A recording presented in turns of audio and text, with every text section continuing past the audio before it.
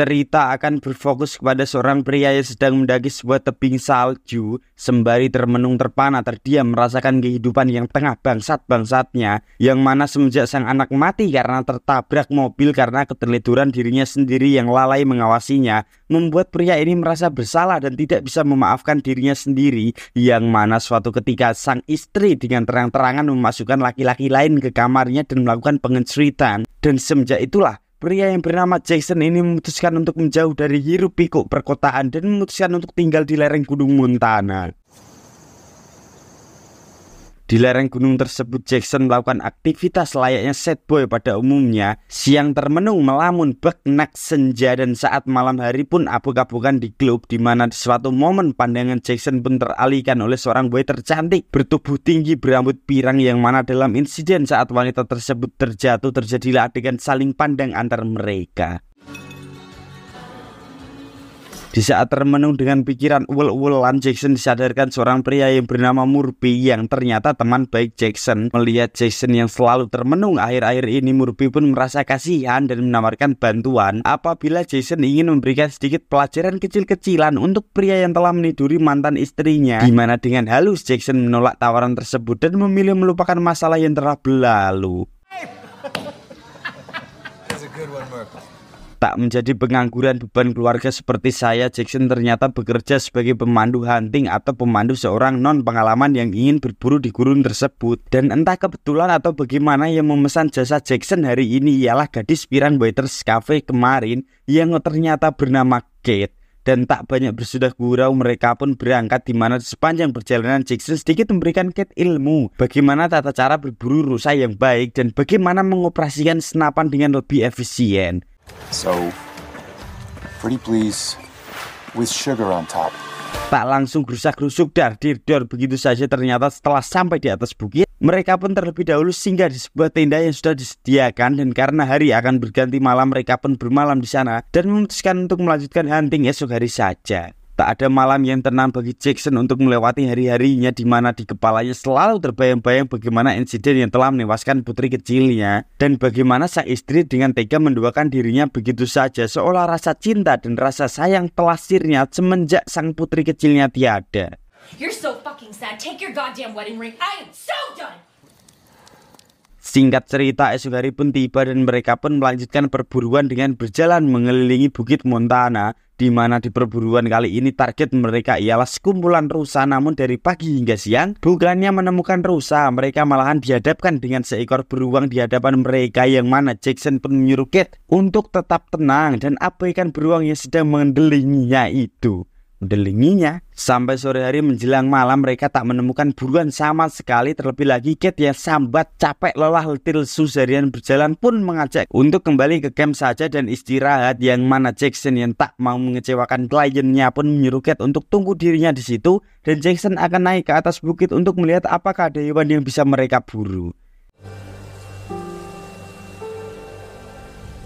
Saat sampai di atas bukit, Jackson pun sedikit lega ketika melihat sekumpulan rusa tengah asik bergerombol bersantai-santai, yang mana saat Jackson memantau keadaan sekitar dengan teropong, tiba-tiba Jackson melihat seseorang tergantung di sebuah tiang dengan parasut masih menempel pada tubuhnya. Dengan perlahan Jackson mendekat dan mencoba menolong orang itu, yang ternyata orang tersebut telah mati tergantung, yang bisa disimpulkan bahwa orang tersebut jatuh dari ketinggian karena parasutnya tak berfungsi dengan baik. Tetapi saat Jackson melihat sebuah koper kecil di bawahnya, Jackson pun penasaran dan mencoba membukanya. Dan betapa terkejutnya Jackson ketika melihat tumpukan dolar di koper itu, yang jumlahnya sendiri bisa mencukupi kehidupan saya sebagai pengangguran, sehingga tak perlu ngutang kopi dan rokok di warung Mas Kipli.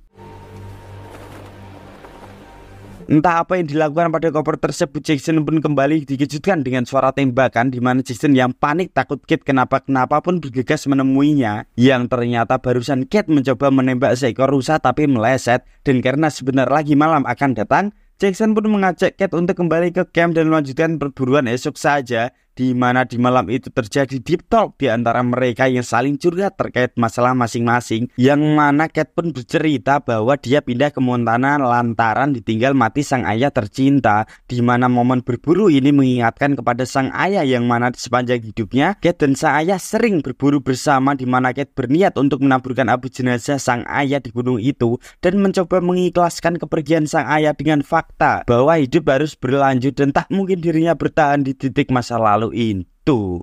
Daddy wasn't cut out to be a dad.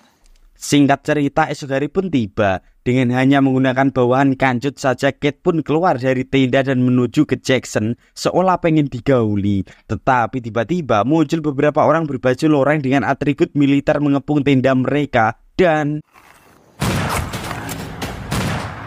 sedikit memberikan perlawanan hingga akhirnya Jackson memutuskan kabur membawa Kate yang udah lari ke semak-semak dan tentu saja gatel sekali ketika terkena sugat. Dengan perlahan dan senyap Jackson melumpuhkan setengah dari musuh yang mencoba menyerang, di mana di pelarian itu masih sempat-sempatnya Kate merengek kalau dia butuh celana.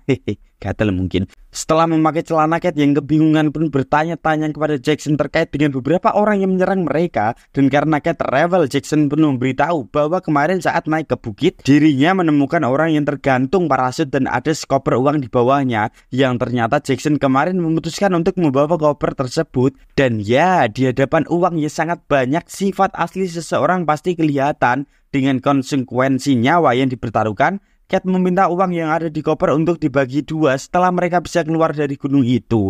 Dan kebetulan sekali perburuan mereka kali ini menjadi beradrenalin ketika Jackson mengajak Kate untuk membantai mereka satu persatu.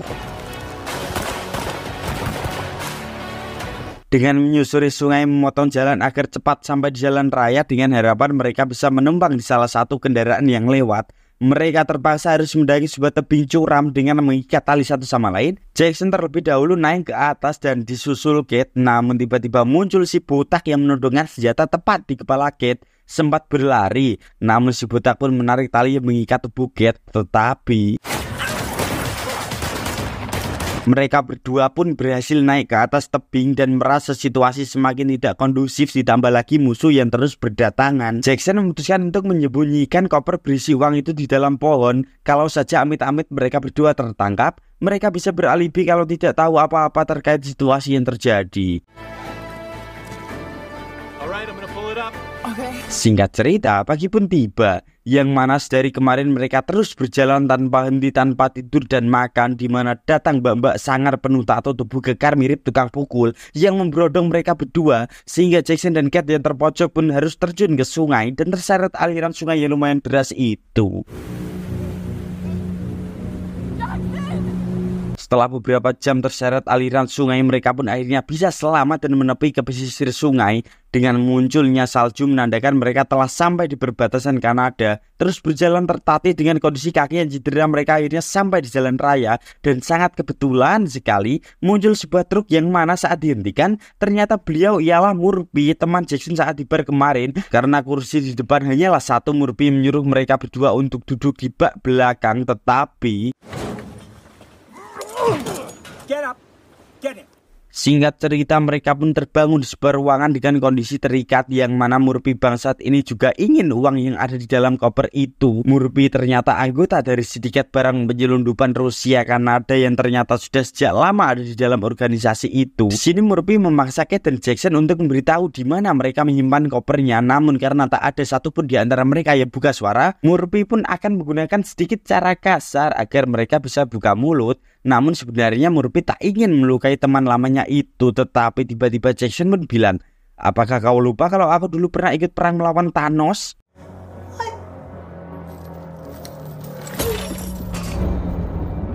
Setelah berhasil melumpuhkan Murphy, Jackson pun mencari keberadaan Kate dan membebaskannya. Yang mana tiba-tiba muncul si botak dan mbak-mbak bertato tadi, di mana terjadi momen beradrenalin ketika Jackson B1 melawan si botak, sedangkan Kate harus melawan mbak-mbak bertato itu.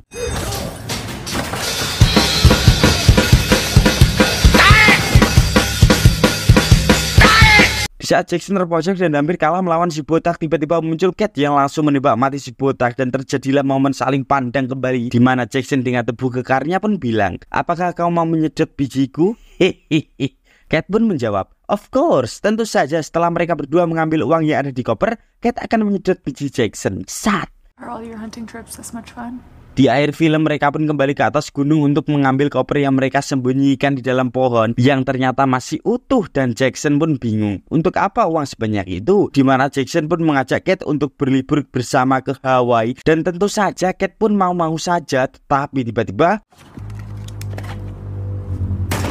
tamat, endingnya sangat tiba-tibakan. Sat.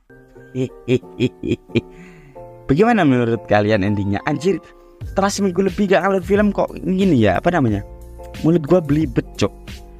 Karena memang sebenarnya alur film itu harus terbiasa gitu, mungkin ya, tapi mohon maaf ya karena memang saya akhir-akhir ini tuh sibuk dengan kegiatan di dunia langsung, maksudnya di dunia kehidupan nyata lah. Saya itu sibuk ikut mancing, dan kemarin ada lomba mancing ini yang di video ini loh.